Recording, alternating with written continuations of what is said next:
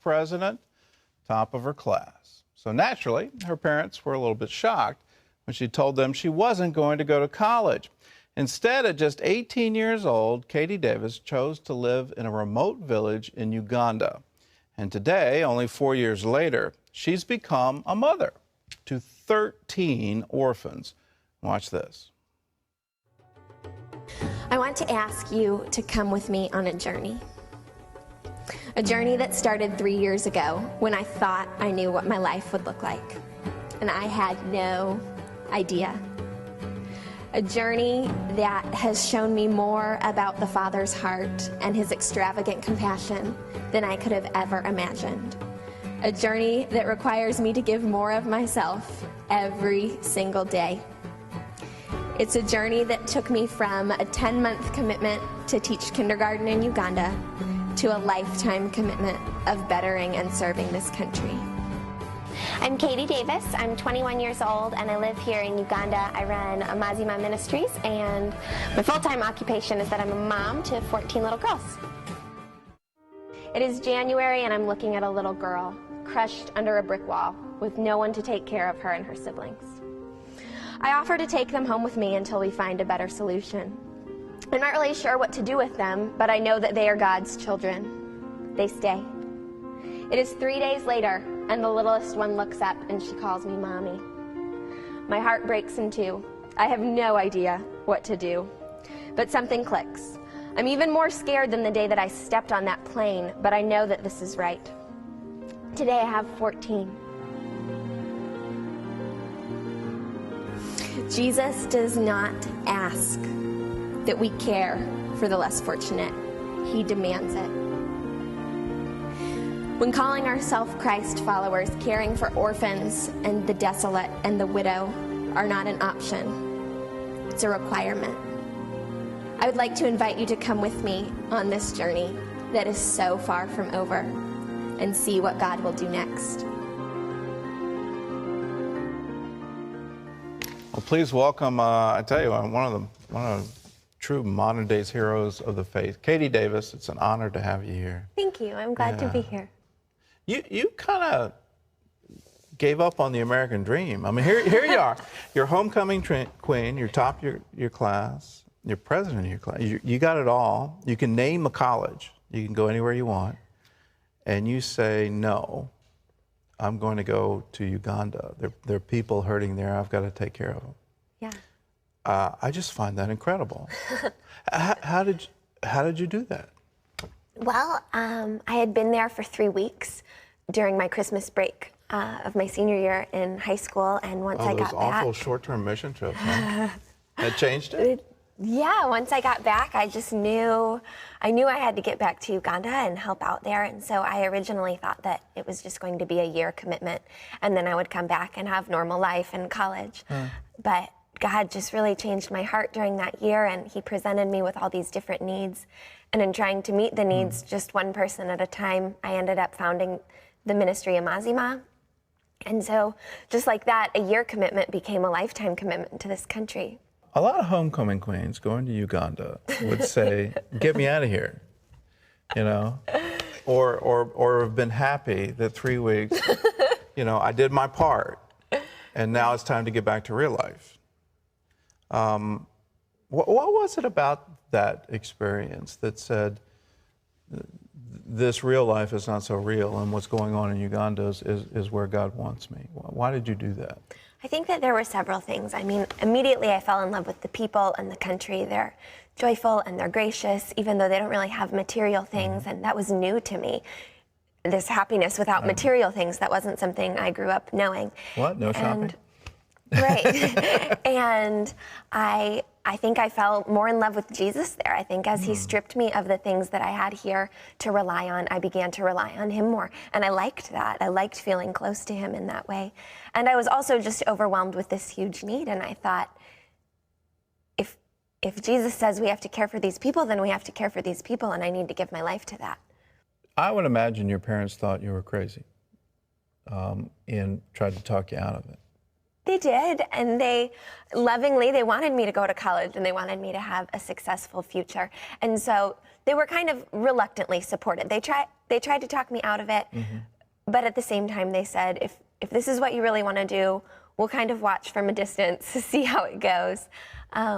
And just as I prayed more and more for God to change their hearts, he really did. And they've come alongside me in a huge way and have been very supportive now. There sometimes. Yeah, she and did. so she's not just caught the vision, she's joined the vision, which is really cool. Here you are on what I would call the career track of American culture, where you're going to go have a successful life. Right. But you say no. And what convinced you that you wouldn't have to worry about money? I think that I used to worry about money, and I think that I just watched God provide for our needs one time at a time. I mean, he would provide for a need here, and then next time I would still worry about the money, and he would provide for that need. And he just continued to do so until I said, okay, I'm not even worrying about this anymore, because every time he provides. All right, well, what got you into adoption? I mean, that's a huge responsibility, Sure. and you're now like Earth Mother to all of Uganda. You've taken on all of them. What got you there? Well, adoption kind of entered my world without me knowing that it was adoption. A house fell down the street, and as I went to the hospital to pray for this little girl who had been crushed under her house, and I started asking questions about her, I found out that she, at 9 years old, was raising her 7- and 5-year-old sisters. Their father had died and just left him in this house alone. And so I said, well, if they don't have anywhere to go, they can stay with me, because that seemed like the obvious thing to do. They don't have a house, I have a house. Come on in. But that's more than like a slumber party. I mean, you're making a commitment. Right. And so as I knew that. Well, I continued to look for biological family. I really thought there would be someone else to take care of them, because I had started this sponsorship program and I had seen hundreds of kids sponsored by Americans and able to continue to live with their biological family. So I thought, we'll search out a grandmother and an aunt or an uncle, someone who can care for them. And I continued to find no one. The orphanages were way overcrowded. That didn't seem like an option. And so the more I just prayed about it and searched for family, God really confirmed to me, you are the family that you're looking for these little girls. And at the same time as I was praying about that, the youngest one, Scovia, who was 5, started calling me mommy. So I took that as my confirmation and moved forward with that. Of course, I was young, so the only way I could do it was to just foster them. In Uganda, you can't finalize your adoption until you turn 25. So you foster for 3 years, or however many years, and then legally I'll be able to finalize their adoptions So you later. got 3 more years before you can legally adopt. Well, 2. I turn 23 next month. Okay, all right.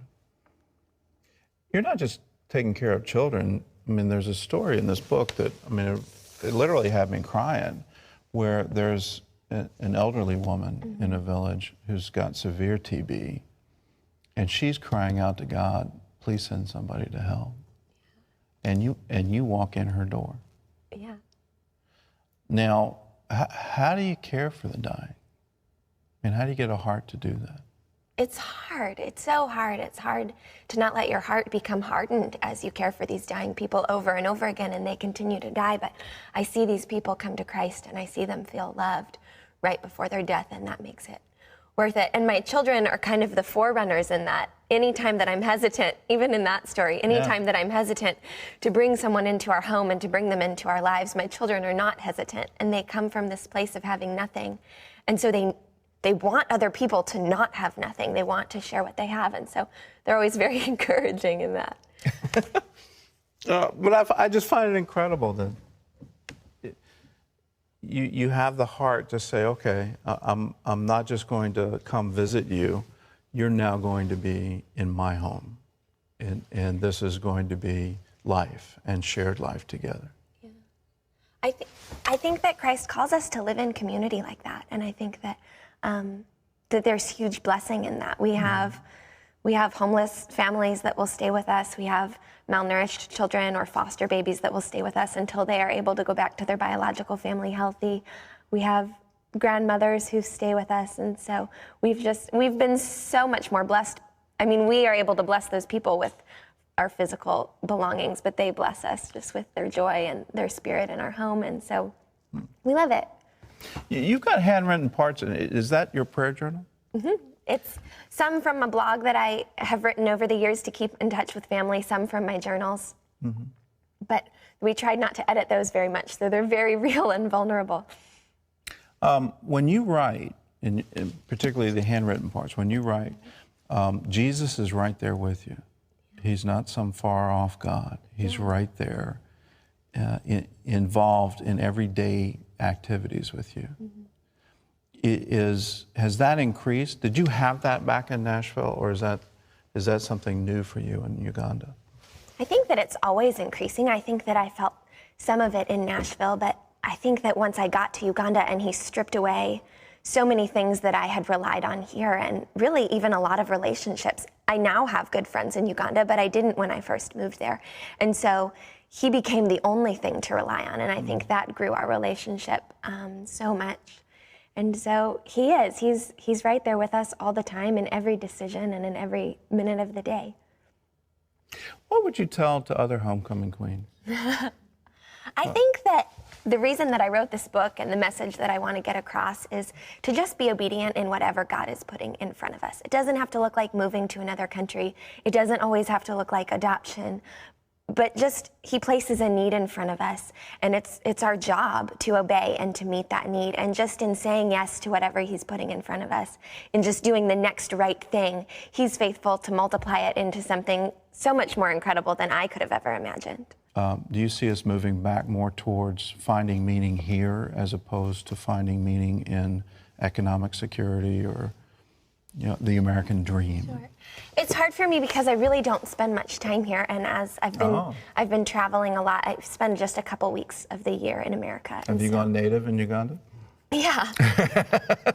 As I've been traveling, I think I've seen both. I think I've seen some people that are just seeking hard after this American dream, and others that are seeking hard out after how to find Jesus here. Are you going through a reverse cultural problem where Every time, yeah. Every time you come back, it's like, why do you guys do this? It's hard. Every time I come back, especially I haven't been here now in about a year and 3 months until I got here now, and I feel like technology has just so exploded. Everything you touch it, and I don't know how to work anything or how to use any kind of cell phone. You don't have iPhones in Uganda?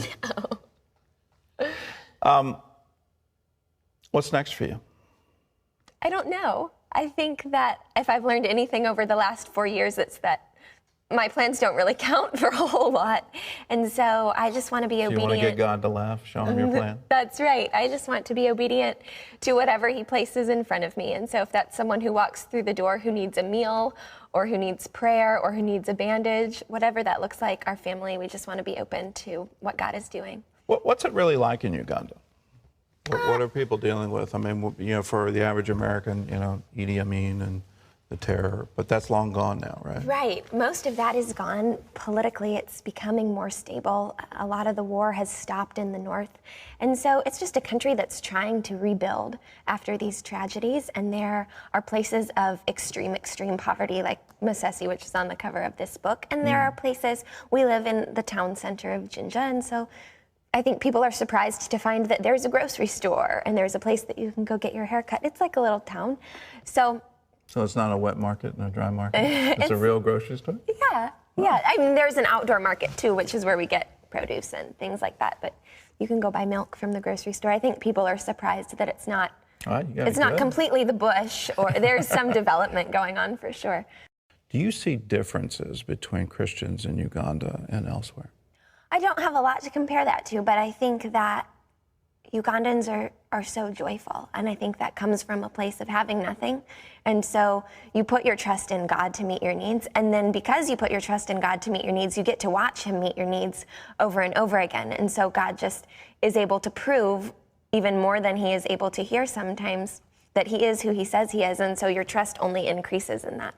What would you say to another 18-year-old? Go to college? I think that it looks so different for everyone. I would say pray and seek God, and if you're feeling nudged into missions or you're feeling nudged into college, whatever you're feeling pushed to do, definitely say yes and take that step. into. I feel like a lot of times we say, I'm going to pray about that one more time, or I'm going to wait for one more confirmation. And if God's already confirming it in your heart, then just go. Just go.